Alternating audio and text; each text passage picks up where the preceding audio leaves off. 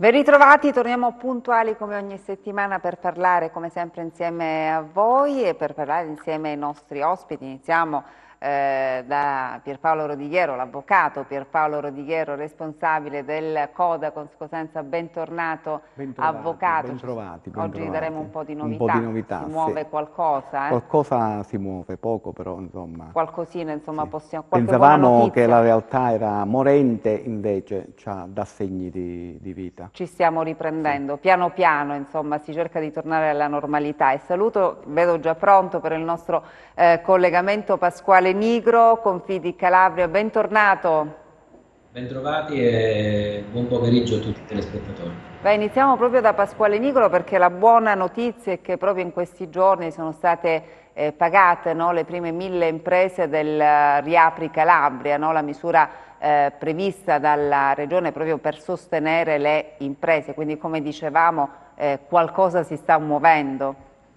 Sì, effettivamente sono state pagate già le prime 1000 imprese e l'altra buona notizia è che dovrebbero rientrare nel pagamento quasi tutti i richiedenti perché su 20.000 domande che erano le previste ne sono arrivate 16.000. Se non ci dovessero essere delle difformità nelle verifiche che farà la Regione sui codici Ateco dovrebbero ricevere l'emolumento quasi tutti quanti. Altra buona notizia è che anche l'Agenzia delle Entrate ha iniziato ad erogare anche l'altro contributo relativo alla differenza dei fatturati tra l'aprile 2019 e l'aprile 2018, un po' più a rilento rispetto alle previsioni, però insomma questi due impulsi diciamo che si sono avviati da questo punto di vista. Questo sì, questo si vede già, ricevo già le prime telefonate di qualcuno che ha ricevuto il famoso bonifico di accredito. Ecco, quindi questo solleva anche un po' gli umori, no, dei titolari delle aziende, perché abbiamo visto nei mesi scorsi si vedeva tutto nero o quasi, adesso comincia ad arrivare un po' di quella liquidità che davvero si aspetta come dell'ossigeno, giusto? Sì, diciamo che è un primo piccolo passo nella speranza che poi si possa riformulare un decreto aggiuntivo. Il Ministro dello Sviluppo Economico ha ripromesso un'immissione di contributi a fondo perduto, ma ne parleremo sicuramente da gennaio in avanti perché qualora si dovesse fare bisogna far fronte agli impegni con la Comunità Europea che ancora, come vedete, come vediamo, non sono ben definiti. Però sicuramente è un piccolo barlume, questo è vero, devo essere sincero, questo è vero. E l'altro dato confortante è che comunque si è alzata l'asticella delle aziende ammesse al decreto liquidità, siamo intorno al 36-37% rispetto ad una soglia che fino a una ventina di giorni fa era quasi al 28-29%. Quindi allora cominciamo questa puntata con queste buone notizie, sono una piccola cosa insomma perché davvero le difficoltà sono tantissime, ci sono ancora tante aziende, tante imprese, tanti esercizi commerciali che non si sono ripresi affatto, no, da questo periodo di emergenza sanitaria, dai mesi di lockdown e ancora purtroppo alcune saracinesche, se non molte, non so se Nigro ci dà questo dato, se sono alcune oppure tante, aziende ancora non sono ripartite, le saracinesche in alcuni casi sono rimaste abbassate, è così. Sì, alcune categorie merceologiche sono penalizzate, altre speranzose dell'avvio post-lockdown si sono invece ehm, hanno dovuto vedere una realtà completamente diversa. C'è un calo della domanda, onestamente la gente spende di meno, la gente ha paura anche a spendere e quindi le attività commerciali tradizionali stanno avendo veramente grandissima difficoltà. Ecco perché vi dicevo che le 2000 euro o comunque quello che sta arrivando all'Agenzia delle Entrate è un piccolo barlume per affrontare spese correnti, ma sicuramente non può essere una soluzione per un periodo che almeno va dai 6 ai 12 mesi per alcuni tipi di attività. Ahimè, l'unico dato di difficoltà che io riscontro nei confronti che facciamo sia con i clienti che con i soci è che molti ovviamente non riescono a pagare le utenze, non riescono a pagare i fitti, perché specialmente in alcuni casi i fitti degli immobili sono elevati e non danno la possibilità o tranne chi non ha trovato degli accordi con i proprietari, che devo essere sincero, in una stragrande maggioranza sono stati tolleranti, però mettiamoci anche nei loro panni, non possono essere tolleranti a vita e sicuramente il post estate porterà sicuramente un dato che sarà quello di difficoltà a reintegrare praticamente i pagamenti sospesi.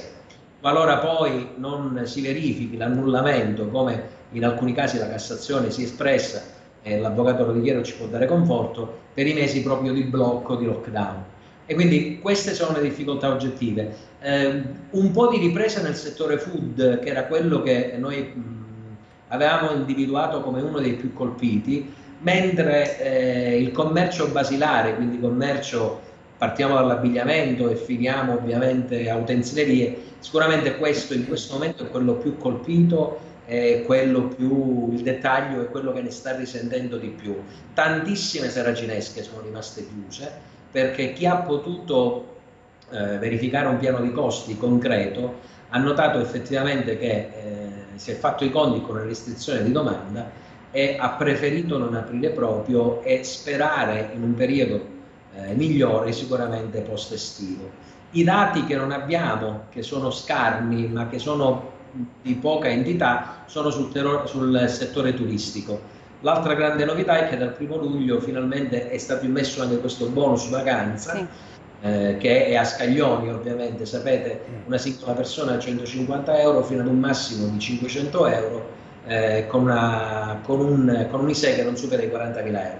Quindi questi sono i dati. Il famoso bonus invece edilizio è stato rimandato, sembrerebbe a data 18-19 luglio se non erro, perché bisogna fare dei perfezionamenti sul decreto attuativo. Ma piace questo bonus vacanze? Io lo chiedo a tutte e due, no? Se può servire. Bonus vacanze, anche questi interventi, ricordiamolo, però questo decreto liquidità potrebbe servire, soprattutto decreto debito, chi può accedere a questo indebitamento, questo finanziamento a debito, diciamo, delle imprese, serve alle imprese che già avevano un rating bancario ottimale, quindi non avevano problemi prima della pandemia. Chi aveva problemi prima della pandemia non accederà mai a questi benefici, a questo decreto liquidità, quindi chiariamo, per cui molte attività commerciali non riapriranno, molto probabilmente riapriranno, però praticamente i soldi saranno quelli dati dallo Stato parallelo, perché non potendo ricevere soldi dal circuito normale, sappiamo benissimo che in tutte le realtà imprenditoriali, ma soprattutto nel Meridione e in particolar modo nella Calabria, intervengono altri sistemi alternativi allo Stato, per cui questo si doveva e si deve evitare. Per quanto riguarda il bonus vacanze, dobbiamo ricordare a tutti quanti, si può arrivare fino a un massimo di 500 euro, la persona singola 150. Come funziona? Non sono dei soldi, anche qui è un indebitamento sulla tassazione. Quindi quando si va da un esercente, diciamo, struttura turistica alberghiera... Abbiamo... Sì, che spieghiamo... No, forse abbiamo la telefonata. Ecco, sì. Abbiamo una telefonata. Pronto? Salve, da dove ci chiama? Da Cosenza. Benvenuto, prego.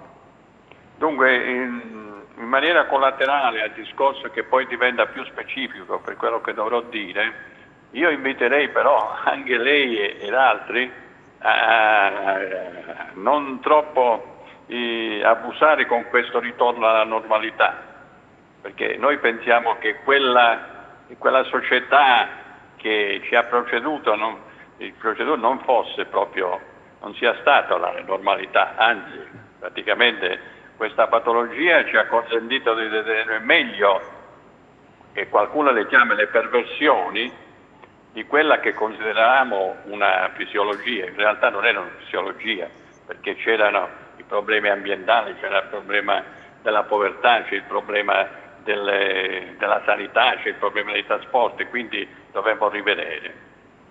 Fatto questa premessa, diciamo, volevamo chiedere all'eccellente avvocato Rodichiero questo, cioè per uno un soggetto, una famiglia, che dovesse godere dello sconto del 65, non so, quello che si scarica per quanto riguarda il condizionatore, il climatizzatore, il condizionatore, ora, e che usufruisce di questa possibilità, è precluso eventualmente poi a partecipare a quello che sarà il bonus casa, cioè per la ristrutturazione, per il cappotto, per tutte quelle, diciamo, innovazioni che possono migliorare la casa, cioè il cosiddetto bonus del 110%, cioè una potrebbe escludere l'altra, oppure sono compatibili, visto che verrebbero ad essere, diciamo, fatti in tempi diversi?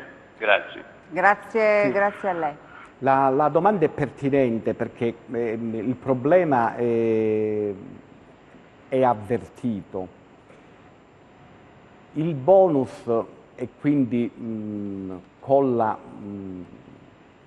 per quanto riguarda tutti i tipi di ristrutturazione eco e quindi anche mettere una caldaia a risparmio energetico o gli infissi soltanto o qualunque altro, diciamo, intervento sulla propria abitazione, sull'unità immobiliare, già sono anni che ha la possibilità di avere praticamente questa scontistica, questo bonus.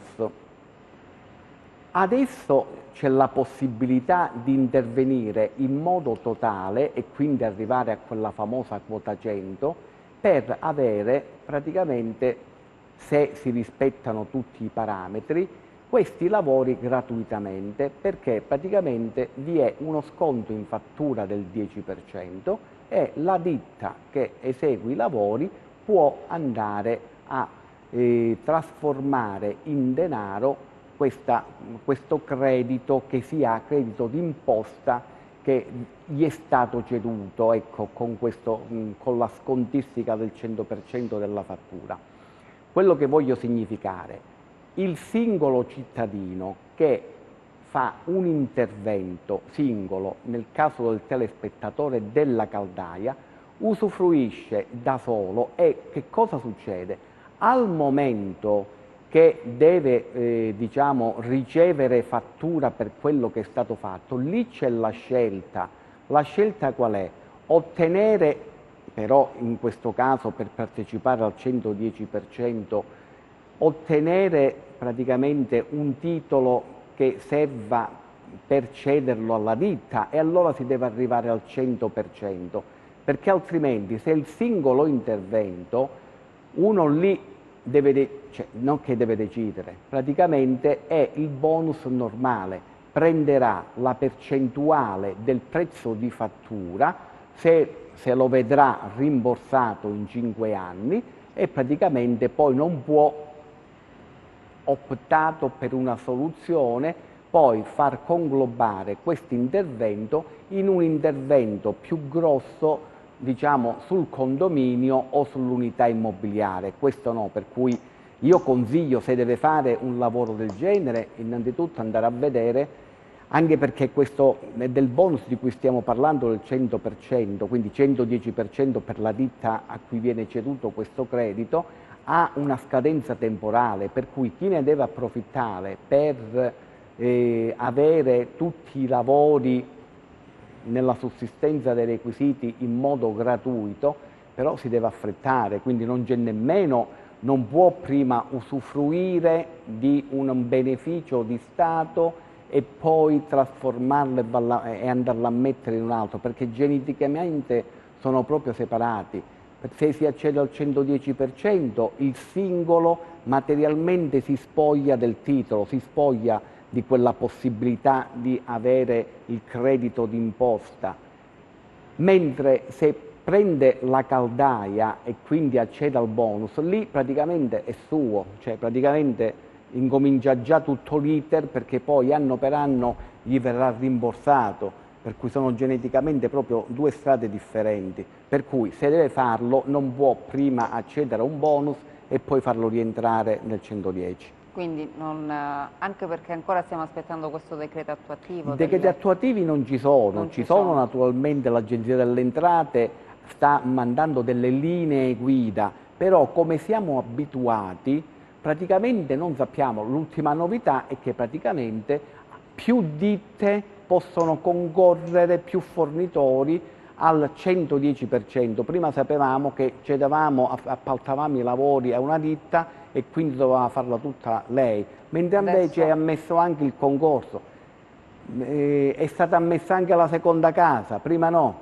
Quindi Per cui c'è però un po' di confusione, chiarezza perché praticamente doveva andare il 1° luglio, siccome la tempistica poi per fare questi lavori non è che si fanno in 2 giorni, e poi si rischia praticamente che dobbiamo aspettare una proroga dei termini di scadenza per fare i lavori. Anche perché anche tutta la procedura di preparazione, il problema lo diciamo, è molto articolata, ecco, non è così semplice. Non è così semplice, decido di fare il cappotto termico, mettere i pannelli solari, no. Prendo la ditta, vado in banca ed è fatto, non è proprio così. Intanto salutiamo chi è in linea, poi vedremo di... No, signora, mi perdoni. Sì. Sono sempre io, forse non ci siamo capiti. Sì.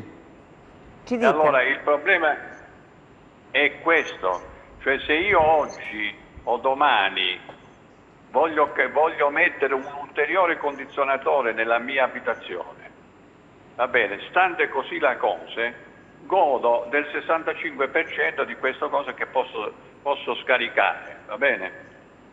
Ed è un problema. Fra un mese, va bene, nel mio stesso appartamento non andrò a cambiare un condizionatore, ma mi voglio servire di questo ecobonus per una ristrutturazione, cioè mettere il cappotto, l'isolante. Ma lei abita in un condominio, chiedo scusa. Cioè il voltaico, che vi dicendo, sì, non sì, abbiamo capito. Cioè sono due però interventi singoli e non legati tra di loro. No, resti in linea però. Se sono 2 distinti interventi, la caldaia diciamo che l'ha pagata e se le va a fare, vuole partecipare a questo per altri interventi e mi arriva al 100%, benissimo, lo può fare. Perfetto, poi però ecco, non si può portare uno all'altro. In condominio oppure in villa bifamiliare. In villa bifamiliare, ecco, certo. Ci sono delle cose diverse, perché anche per quanto riguarda il condominio... Mi pare che ha detto il condominio comunque. Quindi è un condominio. Mi pare che ha detto nell'appartamento è anche il condominio, perché naturalmente stiamo parlando di cappotto termico con invista eccetera eccetera. Quindi è parte di un condominio. La cosa importante è che la caldaia, cioè se sono 2 interventi distinti, cioè che non c'entrano nulla, naturalmente certamente, lasciando stare la caldaia che non entra nel 100% perché ci saranno altri interventi che si arriverà fino al 100%, è percorribile, quello si può fare. Quello si può fare senz'altro. Sì. Dicevamo che proprio la strada, no? Non so se Nigro è d'accordo, proprio per arrivare a presentare questo progetto per usufruire dell'ecobonus non è poi così semplice. Allora, le linee guida non ci sono, come diceva l'avvocato Righiero, che dicevamo tutti prima. Di solito non sono così semplici. Poi teniamo conto che se parliamo di cessione del credito, automaticamente diventa più complesso perché si apre anche un discorso bancario, un discorso meritorio creditizio. Quindi per ciò che concerne la concessione di solito non sono semplificate le operazioni, però ahimè non riesco a dare delle informazioni esaustive perché non essendoci l'attuativo rischierei di dire cose che sono campate in aria. Di solito l'attuativo da quello che ricordo, da quello che ho vissuto, non è stato mai così semplificato. È ovvio che se si protrae ancora nel tempo, ciò che diceva l'avvocato Rodriguez è verissimo, cioè nel senso che alcuni lavori non è che si fanno dalla sera alla mattina, quindi preparare il tutto, poi trovare la o le ditte che sono disposte a fare il lavoro prevede una tempistica maggiore. Poi tenga conto che siamo agli inizi del periodo estivo clou, dove anche il sistema bancario tra 15-20 giorni va in ferie fino al 15 di settembre, sappiamo che funziona così. Quindi automaticamente se qualcuno dovesse fare la pratica gestione del credito si vedrà detto dalla banca ci vediamo a settembre, come di solito succede. Altra cosa importante che volevo solo sottolineare è attenzione alle certificazioni, perché quando si sceglierà l'azienda deve dare la certificazione per quel tipo di lavoro, altrimenti il rischio rimane sempre in capo all'utente principale, quindi al richiedente. Quindi stiamo attenti che l'apertura a più aziende, che siano aziende che possono emettere le certificazioni, che i lavori rientrino in quelli che sono sotto il decreto e che ovviamente non possono essere fatte tutte le opere edili, perché molti ci chiamano e ci dicono possiamo rifare completamente casa. No, sul decreto ovviamente c'è già scritto quali sono le procedure per le quali viene concesso l'ecobonus e sottolineo il fatto delle aperture delle aziende, che siano aziende monitorate, piccole o grandi che siano, e che siano ovviamente a posto per il rilascio delle certificazioni di idoneità. Perfetto, invece torniamo al bonus vacanza perché non abbiamo concluso, no, dobbiamo parlarne tra poco perché devo dare la linea alla regia, rimanete con noi.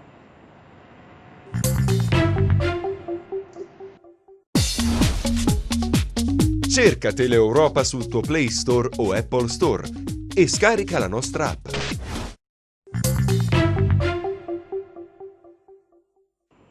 Ed eccoci di nuovo in studio, allora vediamo se riusciamo a concludere il discorso sul bonus vacanza perché qualcuno magari ci sta pensando, no? Usufruire di questo bonus per farsi almeno un weekend, perché poi le cifre non sono così esagerate da permetterti 15-20 giorni al mare o in montagna, però almeno un weekend forse si potrebbe fare. Ne parliamo tra poco, sentiamo prima chi è in linea. Pronto? Pronto? Salve, da dove ci chiama? Io chiamo da Reggio Calabria. Benvenuto intanto, prego. Prego, senta, io sto seguendo la trasmissione Sì. e quindi volevo chiarimenti. Come? Sì, prego. Voleva chiarimenti? E io non sento più però. Ah, ho capito, sì, sì. Allora, mi diceva? Volevo sapere alcune notizie sul fatto del rifacimento facciata e sulla questione del 100%, 110%. Sì. Ora, se uno deve rifare la facciata, è tutto a carico della ditta oppure il condominio se ne deve fare carico?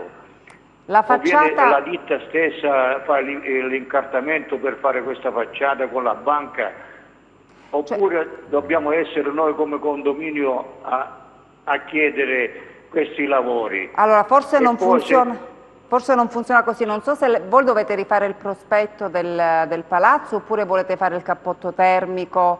No, la facciata, se uno deve rinnovare la facciata, il rifacimento della facciata.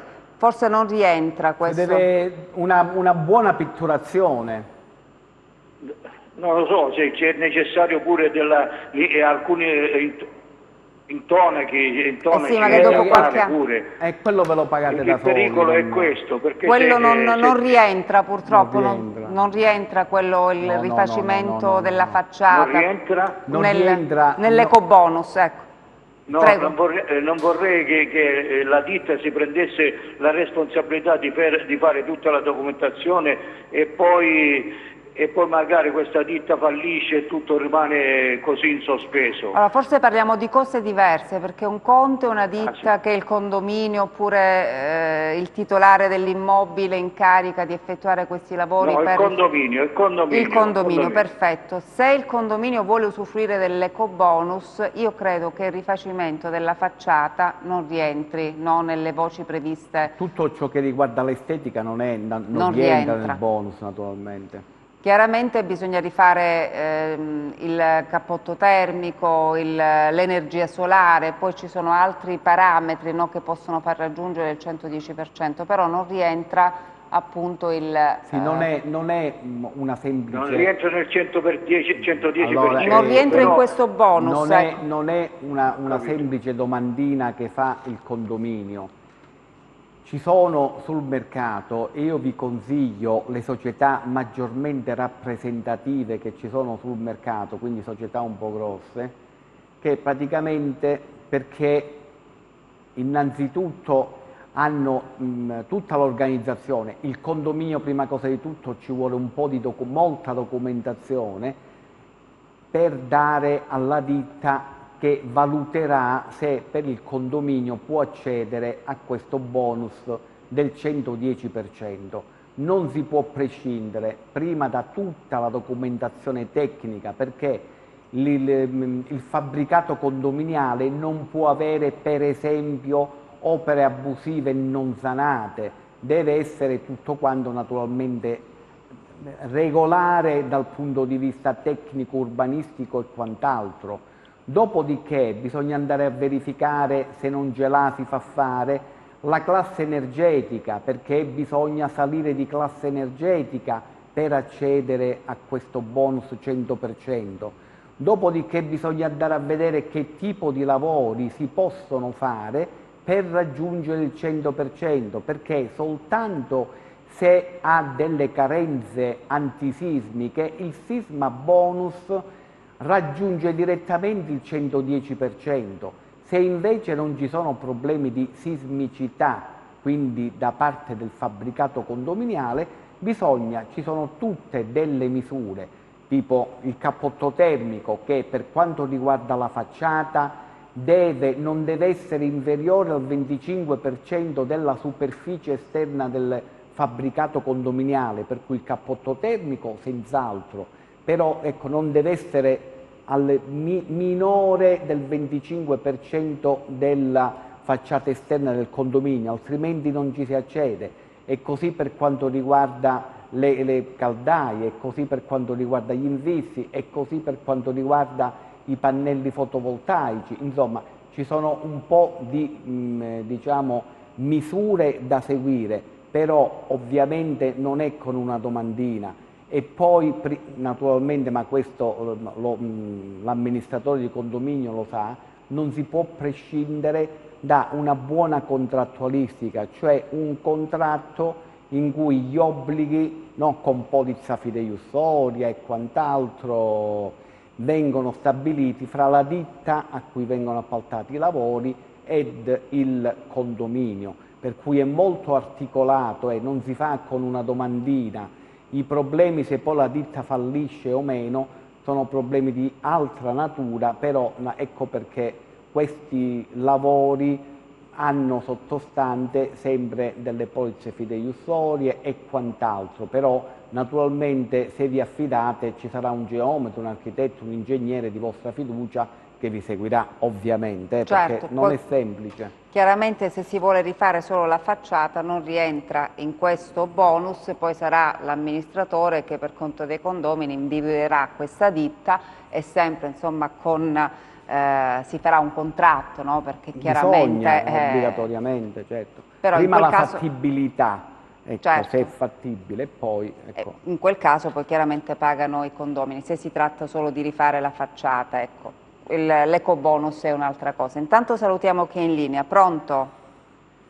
Pronto? Sì, pronto, buonasera. Salve, da dove chiama? Io chiamo da Gioia Tauro. Benvenuta. Vorrei fare una domanda all'avvocato. Prego, prego signora. Essendo che io ho 68 anni e non prendo un euro di pensione, ho 10 anni contributivi agricoli e più uno ce l'ho di quando ho lavorato a Milano, che allora le chiamavano Marchi. Però, io non so se è vero ciò che mi è stato detto, dicono che le gravidanze fanno parte anche a livello contributivo. Io, avvocato, vorrei sapere se è vero. Cioè, qual è il suo problema? Ha 68 anni, ma lei è sposata? Cioè, sì, sì, io sono sposata. Volevo dire un'altra cosa. Il reddito del nucleo familiare qual è, signora? È solo quello di mio marito, avvocato, perché, e mio marito è pensionato sì, da 10 anni. Il problema, voi siete già in età pensionabile, perché sì, indipendentemente dai 10 anni di contributi agricoli che voi avete versato, però siete già in quanto donna, quindi 65 anni in età per prendere la pensione di anzianità. Per cui non so perché a 68 anni ancora voi... Avvocato, mi dovete scusare se vi interrompo. Io adesso il 26 agosto faccio 69. 69 anni. È ancora meglio, insomma. Ecco, quindi più che altro il problema è quello, per cui non vorrei che ci fosse un problema di reddito di nucleo familiare. Quindi bisogna vedere il reddito del nucleo familiare, quindi probabilmente per... Voi vi dovete... Allora, Sì. il reddito familiare è solo mio marito pensionato da 10 anni. Bisogna Io, se vedere... Dio vuole, il 26 agosto, faccio 69 anni, io non prendo un euro di pensione di nessuna cosa. Io non so, ripeto sempre la stessa cosa, siccome io ho avuto 9 gravidanze, tutte a buon fine, giuste, eccetera, eccetera, io ho sentito giorni indietro che valgono anche i contributi a livello, insomma, a contributivo delle gravidanze. Non so se è vero. Dici che ogni figlio vale un anno, io non so se è vero. Chiedo scusa, io forse non ho capito. Nel corso della vita la signora ha avuto 9 gravidanze, per cui per ogni gravidanza è un anno di contributivo. Bisogna vedere se quando avete avuto felicemente queste gravidanze avevate un rapporto con qualcuno, non rapporto di lavoro, ovviamente, per fare 9 figli sicuramente l'ha avuti.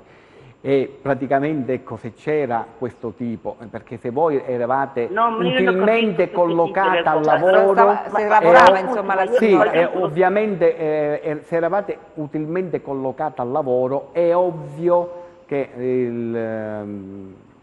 durante questi quasi 9 anni di gravidanza contributi vi sono stati versati unitamente agli emolumenti mensili a livello retributivo e contributivo. Chiediamola alla signora, quando ci sono... avvocato, mi scusi, non sapevo di questa cosa. Ma lei lavorava all'epoca, signora? Quando No. Non io lavorava. non ho mai lavorato, non ho mai lavorato, ho solo mandato 2 o 3 anni come si dice, quelle agricole e basta.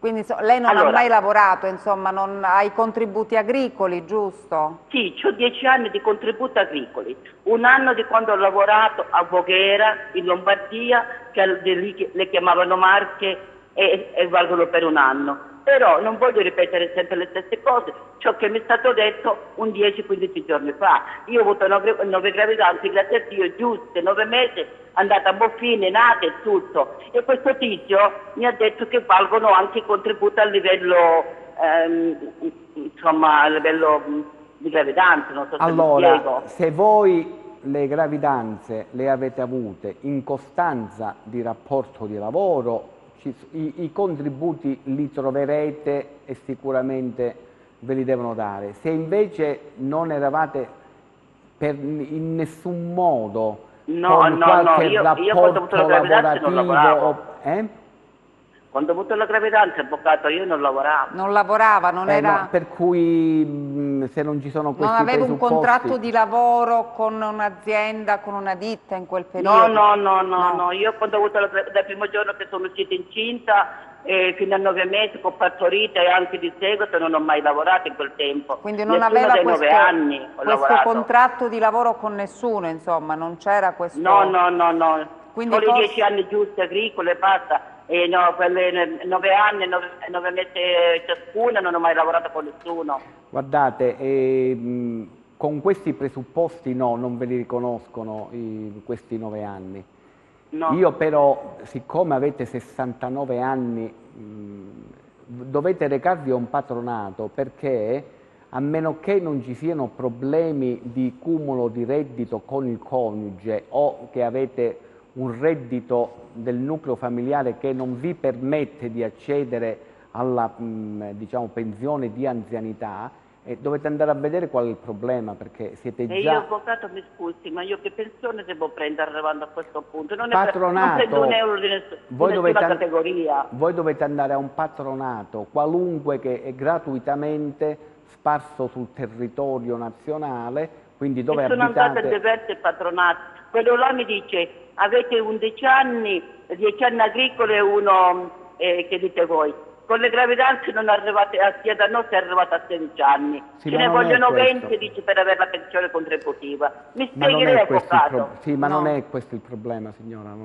Forse qualche altro tipo di emolumenti. Sì, però avete bisogno che un patronato vi segua, perché non è così semplice, ci deve essere qualche problema. Ho fatto la sociale, avvocato, me l'hanno respinta. Oh, e lì, quando vi hanno respinto, ecco perché, vi avranno detto perché che cosa manca, molto probabilmente ve l'hanno respinta per reddito. Perché avvocato non sono...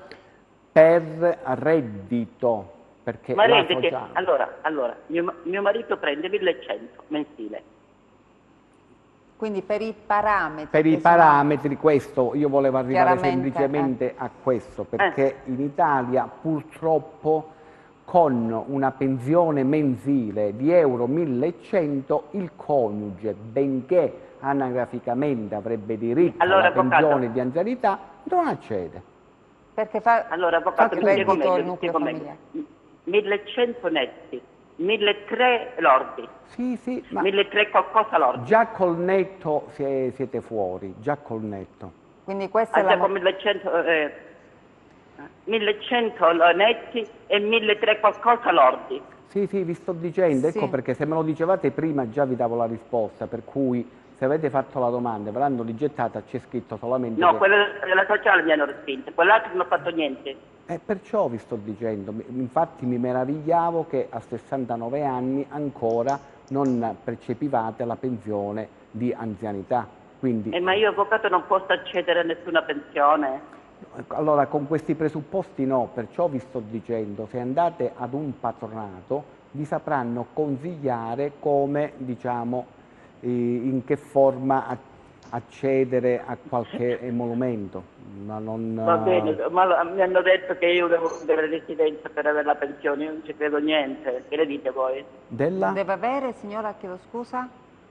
Mi dicono che devo cambiare residenza per avere una terza pensione in qualche categoria. Questo Guardi, lei entra non- Bisogna chiaramente sempre vedere le carte, Sì, sì, signora. sì, Noi sì, da qui è difficile, in base a quello che ci sta dicendo, il reddito del nucleo Io familiare. onestamente l'avvocato è lontano, ma lui si era vicino, da diverso tempo che lo seguo, c'è una stima per lui, avevo pensato di fare magari un piccolo colloquio con lui, essendo che lui è potente, sbaglio.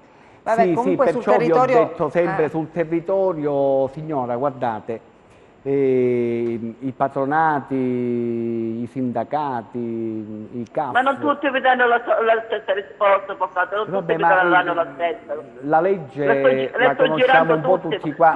mi danno tutte delle risposte differenti uno dall'altro. La legge è quella e qui vi consiglio, se non vi fidate di loro, recatevi presso un legale di fiducia, signora. Ecco, raccontate quello che avete detto a me, perché poi la legge è quella. Legale di fiducia sarebbe un avvocato commercialista? Sì, se è un commercialista che sa anche Un avvocato commercialista o sbaglio? No, un avvocato che si interessa di previdenza, veramente, ma comunque... Diciamo che quello che le ho detto io, ecco, glielo può dire qualsiasi Chiaramente avvocato. anche nei patronati ci sono i legali, no? I legali, sì, con la documentazione, ecco. perché la documentazione, tutta quella che avete, bisogna averla. Va bene, avvocato, io vi ringrazio. Ma figuratevi. Essendo che mio marito è iscritto al CISL. Signora, poi... alla CISL ci sono avvocati magari... Va bene, allora, io vi ringrazio tanto. La ringraziamo noi per la telefonata. Vi ringrazio. Si rivolga ad un patronato perché bisogna vedere le carte purtroppo per agire, no? Poi le norme sono quelle, non si possono assolutamente disattendere le certo. norme. Se la legge dice che con un reddito tot non si ha diritto ad avere magari questa pensione sociale o altri tipi di pensioni, purtroppo quello è il problema. Il problema è quello, la legge, ci sono delle norme e bisogna chiaramente seguire le norme. Noi l'abbracciamo da qui. Molta solidarietà, veramente. L'abbraccio arriva a Gioia Tauro, ma purtroppo la legge è quella. Abbiamo un'altra telefonata, pronto? Buonasera, dottore. Io sono Salvatore da Cosenza, volevo fare una domanda all'avvocato. Ho una casa al centro storico da restaurare. Sì. I presupposti non so quali sono, cioè mi può indicare più o meno? Non ho capito, lei ha una casa nel centro storico di Cosenza, giusto? Sì. Che deve essere ristrutturata. Che è una seconda casa. Sì, è una seconda casa. Ok. Che adesso È indipendente questa casa? Sì, è indipendente. È sempre situata al centro storico, come si sa che sono tutte attaccate, però è indipendente dalle altre case. Ok, quindi Cioè lei... non è un condominio, non è un condominio. Quindi lei vorrebbe accedere a questo ecobonus oppure ha bisogno questa casa di altri tipi di interventi? Chiedo scusa. No, io volevo fare l'ecobonus con una ditta, con varie ditte, cioè, per vedere come funziona. Vabbè, ditte non ve ne possiamo consigliare ovviamente perché Certo. ce ne sono molte sparse sul territorio, quindi la prima cosa che vi consiglio è sempre andare a vedere queste, cioè le credenziali che ha la ditta. Allora, ogni ditta che vi si avvicina, la cosa più semplice che potete fare, 2 minuti presso la Camera di Commercio, in modo che presso la Camera di Commercio naturalmente ci sono tutti i funzionari che vi sanno dire esattamente stato di salute e quant'altro, senza violare mai la privacy, però naturalmente se esiste da molto tempo, se ha fatto passaggi un poco strani, ma diciamo che se vi affidate per fare questi lavori, naturalmente ci sarà un geometra o un qualcosa a cui vi dovete per forza affidare, perché altrimenti sono di natura tecnica. Per quanto riguarda il centro storico, soprattutto quello di Cosenza, l'unica cosa buona che così uscite da ogni parametro è che se voi applicate il sisma bonus, anche col solo intervento del sisma bonus, arrivate al 100%, per cui il sisma bonus praticamente ricomprende, raccoglie tutto, quindi già siete al 100%. Poi se bisogna fare altri interventi, quelli lì hanno sempre la stessa trafila tecnica, nel senso che vi può venire la fattura per i lavori, lo sconto del 100% in fattura, praticamente non pagate.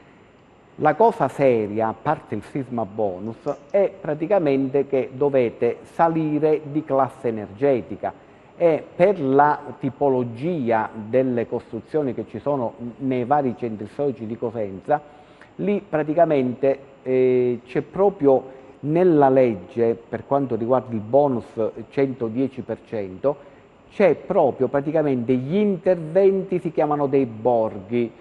Praticamente gli interventi possono essere fatti anche su più unità abitative e quindi unità abitative anche più condomini, più palazzi, che sono intrinsecamente proprio uniti, proprio per tipologie tipo il centro storico, che una casa è attaccata all'altra.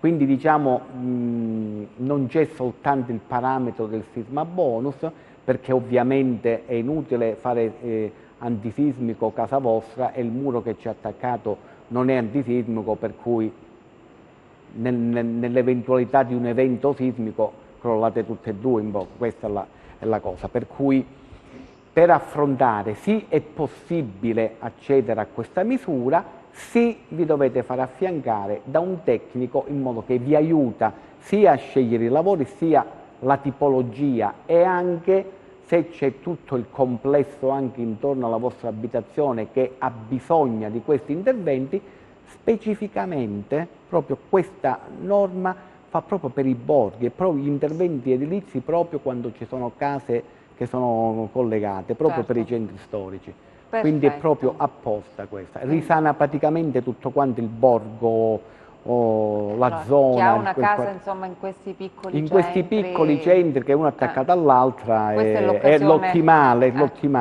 L'occasione giusta insomma per rimetterle un po' in sesto, no? Queste Vengono, case bellissime. Bisognerebbe farlo ecco, su larga scala però. Ecco. Non so se è ancora in linea, io la ringrazio. Sì. Quindi tutto chiaro? Sì, grazie della spiegazione, la ringrazio, buonasera. Grazie a lei. Invece volevo tornare da Pasquale Nigro, proprio per chiudere anche il discorso su questo. Adesso c'è molta attenzione sull'ecobonus, abbiamo visto, perché insomma, molte persone sperano di riuscire ad accedere a questa misura per sistemarsi, come nel caso del signore che ha appena telefonato, insomma, una casa magari nel centro storico, si sa insomma quanti soldini ci vogliono per sistemare, no, le case che insomma hanno un po' di anni. Però volevo tornare sul bonus vacanze, proprio per chiedere, no, dal suo punto di vista, i contatti che lei ha anche con le imprese del settore del turismo, ma c'è fiducia, no, da parte proprio delle aziende del settore verso questo bonus vacanze, ma lo dice tra poco però, dopo la pubblicità, devo dare la linea alla regia.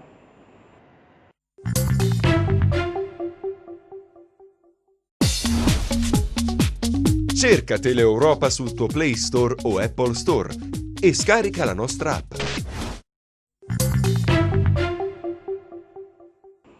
Ed eccoci di nuovo in studio. Allora vorrei andare subito da Pasquale Nigro proprio perché gli avevo chiesto prima della telefonata, grazie Luca, velocemente se riusciamo a far rispondere Pasquale Nigro proprio sull'umore, no, degli operatori del settore del turismo per quanto riguarda questo bonus vacanze, cioè c'è fiducia?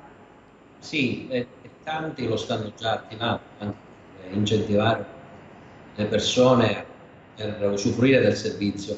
Lei diceva benissimo inizialmente, specialmente indirizzato più sui fine settimana, perché già vacanze lunghe non se ne facevano pre-Covid. Immaginiamo ora che effettivamente sarà, per quello che ha detto l'Istat, quasi il 50% degli italiani rinuncerà alle vacanze quest'anno perché tanti sono in cassa integrazione, tanti non hanno ricevuto gli emolumenti previsti e specialmente chi opera nel settore commerciale o PMI ha delle difficoltà.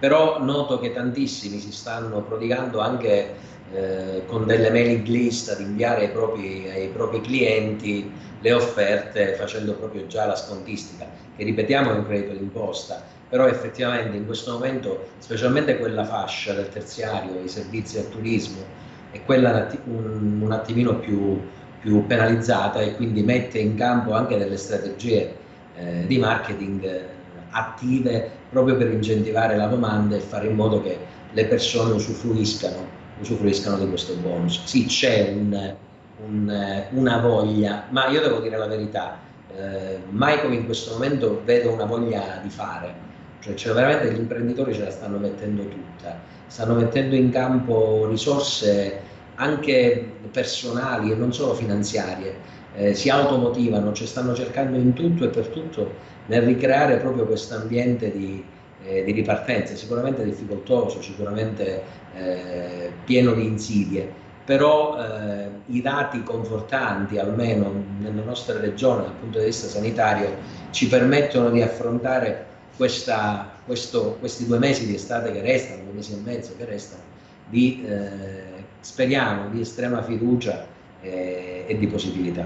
Speriamo davvero. Intanto salutiamo chi è in linea. Pronto? Pronto? Salve. Salve. Sono la signora Catalano, seguivo la trasmissione, volevo fare una domanda sull'eco bonus e sul sisma bonus. Perfetto, prego.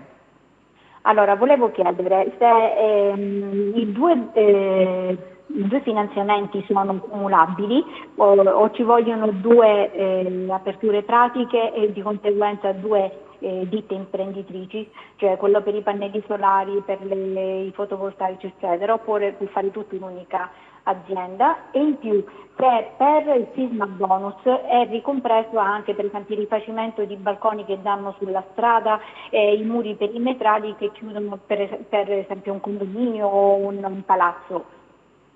Allora non c'è bisogno di fare due pratiche, perché il sisma bonus rientra nelle misure per, fra virgolette, risanamento di un immobile. La differenza qual è? Sisma bonus non è a richiesta, perché mentre per tutte le misure che riguarda praticamente il bonus 110%, ci vuole che si innalzi la classe energetica, l'APE. Per il sisma bonus no, per il semplice fatto che ha problemi di staticità l'immobile, assorbe il 110%, il 100% che poi a chi fa i lavori va il 110%. Non c'è bisogno, come dalle novità ultime di ieri del nostro Presidente del Consiglio, adesso non c'è bisogno che per l'intervento vi sia un solo fornitore o ditta, possono essere anche di più, per cui non c'è questo problema. E quindi si può fare sisma bonus e gli altri interventi, sisma bonus per la sismicità, gli altri interventi per far divenire ecosostenibile, quindi al risparmio energetico, l'immobile. Abbiamo detto prima che tutti gli interventi di estetica non rientrano naturalmente nel bonus 110%. È ovvio che quando si parla di cappotto termico significa mettere 5 centimetri poi sopra tutta la superficie esterna del condominio, e quindi praticamente esattamente viene non modificato, però viene cambiato tutto quanto, proprio con, diciamo, con questi interventi. E il cambio infissi, i pannelli, la copertura, tutto quello che servirà per generare calore, e quindi le caldaie, quelle che sono ecologiche. Quindi è ovvio che l'immobile cambia aspetto, quindi non fa soltanto, cioè di fatto praticamente viene modificato tutto con tutte queste opere che vengono realizzate, ecco. Quindi non è che si fa il balcone per forza di cose è compreso, perché quando si fa un cappotto termico tutto l'esterno viene cambiato, e anche poi naturalmente, tranne il piano di calpestio del balcone, tutto il resto viene modificato, quindi viene cambiato, e quindi praticamente esce nuovo l'immobile. Chiaramente. Tutto ok? Tutto chiaro? Sì. Fatevi seguire da un tecnico, naturalmente, certo, che vi ho parlato di sisma bonus, ci vogliono naturalmente i presupposti, di cappotto termico ci vogliono i presupposti, di tutte queste misure che vi ho detto, ecco, sempre un tecnico che vi deve seguire.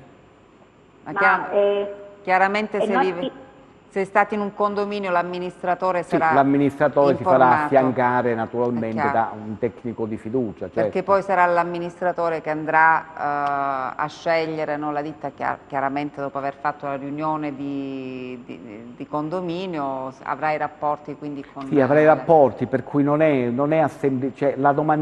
una domandina che si fa, per cui si innesca una procedura che ha anche aspetti fiscali e di responsabilità non di poco conto, ecco, per cui sempre, ecco, chi non è del mestiere forse è meglio che si fa affiancare sempre da una persona, ecco, competente. È chiaro. Grazie per aver telefonato. Grazie a voi, buon pomeriggio. Buon pomeriggio anche a lei. Abbiamo intanto una domanda che ci arriva sul nostro numero WhatsApp. Allora, il bonus Cococò pagato ad aprile per il mese di marzo, che fine hanno fatto aprile e maggio, che ancora non sono pervenuti? Quindi i 600 euro in una tranche l'ha avuto. Problemi poi... di cassa, per cui i pagamenti non sono stati pagati, cioè i pagamenti quando ci sarà cassa verranno erogati con molto ritardo, però verranno erogati. Ecco, queste sono le attese che dicevamo prima, no? Queste sono le attese che dicevamo prima, perché il dottore Nigro prima parlava giustamente che la domanda è calata, però ricordiamoci che questa pandemia ha creato attualmente 400.000 disoccupati totali, che quindi non hanno, diciamo, nessun paracadute, e poi abbiamo oltre 2 milioni di cassaintegrati, cioè gli uni e gli altri non hanno potere di spesa, cioè sono sulla soglia della povertà e non percepiscono il reddito di cittadinanza perché tecnicamente non hanno i presupposti ancora, però ecco perché muore l'economia, quindi bisogna anche andare a vedere, questi sono i parametri. Anche perché i cassaintegrati molti ancora non ce l'hanno. Molti purtroppo non hanno preso, non so come stanno resistendo, e soprattutto come stanno resistendo le piccole attività, diciamo, commerciali. Gli artigiani sono sulla soglia della povertà perché ormai non hanno più nessuna capacità di reddito, e anche le piccole imprese sono veramente sull'orlo stanno chiudendo, alcuni non hanno proprio aperto, non hanno accesso al credito e quindi è pericolosissima, esplosiva questa situazione. Quindi... E purtroppo la nostra realtà, no? Il nostro tessuto imprenditoriale è fatto soprattutto da piccole e medie imprese che sono davvero, non so se Nigro è d'accordo, l'ossatura, no, della nostra economia, però in questo momento davvero si trovano in enorme difficoltà, anche perché insomma quella liquidità sì, un po' è arrivata, come dicevamo prima, per le 1000 aziende, questi 2000 euro a fondo perduto, qualche pratica per quanto riguarda le misure di sostegno del governo sta andando avanti, però per il resto ancora lo scenario non è che sia così roseo. Intanto salutiamo chi è in linea, poi parlo con Nigro. Pronto? Buonasera. Salve, da dove Io chiami? volevo fare una domanda all'avvocato. Sì, da dove ci chiama? Da San Benedetto Urlano. Benvenuto intanto, prego. Grazie. Allora, io ho una costruzione che ha sui 35 anni. Sì. Vorrei sapere se posso ottenere sti bonus. Ma ci abitate? È una costruzione che non è mai stata finita? Oppure... No, ci abitiamo. E certo, perché adesso è consentito, che è un'unità da sola, bifamiliare? No, è una familiare, uso famiglia, diciamo. A 35 anni rispecchia le misure antisismiche oppure... Io l'ho costruita nel 75, 80, adesso non ricordo Presidente. Se l'avete costruita bene è antisismica, altrimenti no. Non è antisismica. Vi sto dicendo molto semplicemente, se ha questa caratteristica, diciamo, già potete usufruire del 100% perché una delle ratio di questa normativa è quella naturalmente di rendere il territorio, quanto più possibile, il territorio nazionale italiano per quanto riguarda le strutture per civile abitazione, naturalmente col grosso pericolo che c'è con la sismicità che è il nostro territorio, più sicure, per cui questo diciamo è la ratio, punta proprio a questo, a parte il risanamento del risparmio energetico, ma anche a risanare il patrimonio edilizio che abbiamo. Per cui vi dovete, in primis, avrete sicuramente un geometra, un ingegnere, un architetto che praticamente vi può consigliare. Ho un architetto. Perfetto, e vi può consigliare anche con la scelta e quindi un sopralluogo di una ditta abilitata tutti gli interventi a cui potete accedere. Ricordatevi che oltre alla sismicità anche la classe energetica deve essere innalzata almeno di una classe e ricordatevi che comunque essendo una casa singola, se ha problemi di sismicità superate i problemi degli altri presupposti che ci vorrebbero. Ecco, per cui se non è a norma sismica, soltanto con quello riuscite a coprire, ad arrivare al 100%. Va bene? Ok, allora abbiamo visto, vado anche da Nigro perché siamo quasi in chiusura, quindi abbiamo visto che l'attenzione è molto su questo bonus, no? Su questo eco bonus, si cerca magari di usufruire almeno di questo, no? Di questa misura che il governo ha previsto. Dicevo prima che il nostro tessuto imprenditoriale è fatto soprattutto da piccole e medie imprese, purtroppo le difficoltà non possiamo nasconderlo, ci sono, questo è il discorso anche che facevamo prima Nigro, no? Che manca proprio... Sì, è oggettivo e manca una soluzione definitiva. Cioè sono dei piccoli tentativi, io capisco che non è semplice affrontare una crisi economica del genere, alcuni dicono che sia molto più pericolosa rispetto a quella dei periodi della guerra, cioè sembra molto più devastante l'effetto, no? Perché sicuramente usciamo fuori già da un periodo di pre-crisi economica e ci troviamo immersi in un momento veramente di difficoltà, ma il dato che è vero e che è inconfutabile e non possiamo non dirlo o non vederlo, è che effettivamente se 2 milioni di persone sono in cassa integrazione e se le aziende stanno chiudendo, automaticamente il potere d'acquisto diminuisce e anche quei poveri commercianti o artigiani che restano o hanno provato a tenere aperte le attività stanno veramente annaspando. Tanti ci chiedono di iniziare delle procedure di vendita, di chiusura attività. È brutto dire, ma effettivamente nell'arco di un mese, invece di aprire o di far rimanere in vita tantissime attività, molte decidono di chiudere. La preoccupazione è il dopo estate, c'è proprio un'ansia. Io avverto quest'ansia a livello delle PMI, perché diciamo che il tessuto fondamentale, un buon 80% nel nostro territorio è fatto di questo. Hanno un'ansia nel dover riprendere poi tutto ciò che in questo momento è stato sospeso. Immaginate che anche determinate tassazioni sono sospese, ma che si troveranno poi sul groppone da qui in avanti. E questa la reputo una cosa forse anche intelligente. Molti hanno deciso all'ultimo di non usufruire nemmeno del finanziamento, in quanto essendo un finanziamento, i famosi 25.000 euro, essendo un finanziamento di indebitamento, già hanno dei debiti pregressi. Andare ad inserire un debito sul debito potrebbe veramente risultare in questo momento difficoltoso. E l'altra grande verità, ahimè, che va detta è che alcuni settori merceologici è come se le banche, i sistemi finanziari se li siano già dimenticati, cioè come se li abbiano dati già per morti. Purtroppo è così, siamo in chiusura, mi dispiace davvero interromperla, ma devo chiudere. Ci vedremo anche con Pasquale Nigro la prossima settimana. Grazie intanto per il suo intervento, grazie al nostro avvocato Pierpaolo Rodigliero e come sempre grazie anche a voi che anche oggi siete rimasti in nostra compagnia. Arrivederci.